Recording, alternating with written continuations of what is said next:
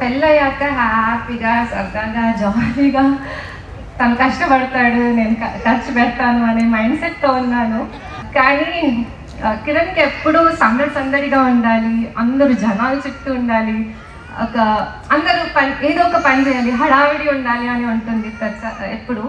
అందరికీ ఏదో ఒక వర్క్ ఉండాలి, అది ప్రొఫెషనల్గా కాకపోయినా ఎవరు ఐడియల్గా ఉండదు, హడావిడి ఉండాలి, ఎప్పుడు ఒక ఫెస్టివ్ మూడ్ ఉండాలి అని ఉంటుంది తనకి.